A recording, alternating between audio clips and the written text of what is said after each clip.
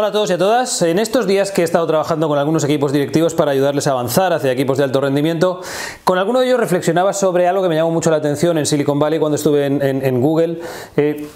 Respecto a una cultura que, bueno, la cultura de Google es una cultura pues estudiada, ¿no? Admirada en algunos aspectos por la capacidad que tiene de generar vinculación y un alto grado de compromiso, ¿no? con altos niveles de rendimiento en los profesionales que trabajan allí. Y resulta que a mí me llamó muchísimo la atención a lo que hacen Larry Page y Sergey Brin cada jueves. Ellos abren en una reunión, se abren a compartir sobre qué está sucediendo, qué va a pasar, que ellos consideran relevante, invitan a personas, equipos, ¿no? a contar cosas que pueden ser que ellos creen que son interesantes para la organización, que todo el mundo lo sepa. Al mismo tiempo, están abiertos a que la gente les pregunte cualquier cosa y a responder sobre cualquier tipo de tema que a la gente le inquiete sobre la organización, el estado presente, futuro, lo que sea, ¿no? Y reflexionábamos sobre cómo eso tiene impacto sobre el concepto de seguridad psicológica que en Google identificaron que era el ingrediente principal de los equipos de alto rendimiento. Y es que resulta que para poder conseguir personas, equipos y culturas de alto rendimiento, ellos tocan muy bien dos palancas que son muy críticas y que no sé cuánto de conscientemente lo hacen, seguramente que mucho, ¿no? Pero date cuenta de que el miedo más importante de nuestra especie es el miedo a la muerte, ya lo sabemos, ¿no? El objetivo primario de nuestro cerebro, modelo Homo sapiens sapiens, actualizado por última vez hace 40.000 años, es sobrevivir. La supervivencia está por encima de cualquier otro objetivo, ¿no? Y el miedo a la muerte se divide en dos grandes miedos. Uno es el miedo a la sensación de descontrol, que se compensa con la necesidad de control. Controlar, que en su justa medida es fantástica para poder sobrevivir. Oye, ¿cuánta agua nos queda? ¿Cuánta comida? ¿Estamos todos? ¿No estamos todos? ¿Qué pasa? ¿Por qué falta alguien? Etc. Pero que en exceso, el exceso de necesidad de control nos lleva a querer tener siempre razón, que las cosas se hagan siempre de nuestra manera, como nosotros decimos, cuando nosotros decimos, etc. Y nos lleva a grandes fricciones en la vida porque nos cuesta mucho manejar los cambios. Tenemos poca flexibilidad con nosotros mismos, con las situaciones y con las personas, porque cualquier cambio, cosa que escape a nuestra sensación de control, dispara fuertemente la respuesta de amenaza cerebral en nuestro sistema primitivo, ¿no? Y es que el cerebro considera que nos acercamos a la muerte cuando hay cualquier cosa que amenaza la sensación de control. Bien.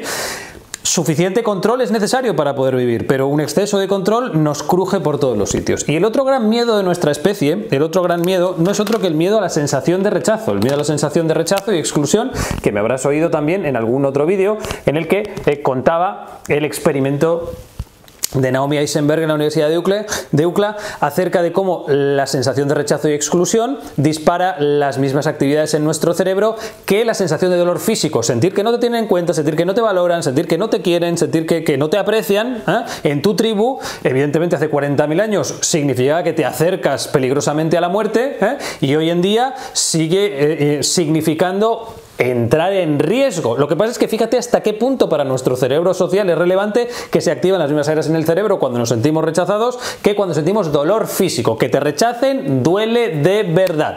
Y esto se compensa con la necesidad de aprobación, sentirme querido, aprobado, reconocido, que en su justa medida es fantástico, porque es un indicador de que estamos aportando valor a la tribu, pero el exceso de necesidad de aprobación nos lleva a no ser nosotros mismos. Pero bueno, ese es otro tema. La cuestión es que, por favor, yo te invito a que observes con qué maestría consciente o inconscientemente tocan en Google estas dos palancas, porque fíjate, cuando tú retiras alguna de estas dos cosas en las personas, se activa fuertemente la respuesta de amenaza, pero cuando tú activas alguna de estas dos palancas en las personas también y les das, activas fuertemente la respuesta de recompensa, el sistema de recompensa cerebral, el sistema de la dopamina, que genera vínculo, que genera alto rendimiento cognitivo, que genera el estado emocional que favorece el compromiso, etc. Entonces, cuando tú le cuentas a la gente qué es lo que está pasando, por qué está pasando eso, qué va a pasar, etcétera, les das información, visión, visibilidad, aumentas o disminuyes su sensación de control. La aumentas, disparas fuertemente la sensación de recompensa en las personas y activas fuertemente la posibilidad de vínculo y de alto rendimiento cognitivo. Pero fíjate que al mismo tiempo, cuando tú te abres a que la gente te cuente, a que la gente te pregunte, a que compartan en ese sentido sus preocupaciones, o cuando simplemente les cuentas qué está pasando, qué va a pasar, por qué está pasando, etc., se sienten incluidos o excluidos, se sienten muy incluidos dentro de la tribu, Eso tiene un impacto enorme en activar fuertemente las dos respuestas más críticas a la hora de activar el sistema de recompensa cerebral. Porque estas dos áreas tan críticas en el cerebro social, fíjate que son su ausencia son grandes disparadores de la respuesta de estrés, pero su presencia son grandes disparadores de la respuesta de recompensa.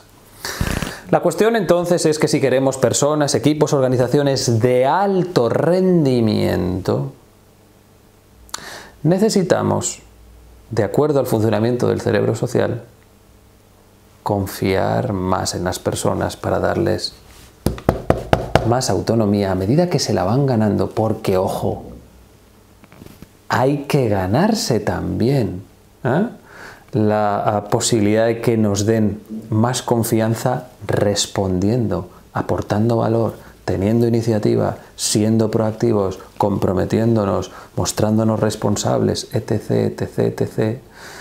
Pero es necesario que las personas sientan, a medida que van avanzando, cada vez más control en su trabajo, dentro de unos márgenes, ya lo sé, pero más control en su trabajo, y que se sientan más tenidas en cuenta, más valoradas, más apreciadas, más reconocidas. El modo en el que creamos el contexto social en las organizaciones marca la diferencia. Y en Google yo aluciné de cómo tocan estas dos palancas con gran maestría. Y si ellos lo hacen, ¿por qué no podríamos hacerlo nosotros? A nuestra manera, dentro de nuestras posibilidades. Pues piensa cómo.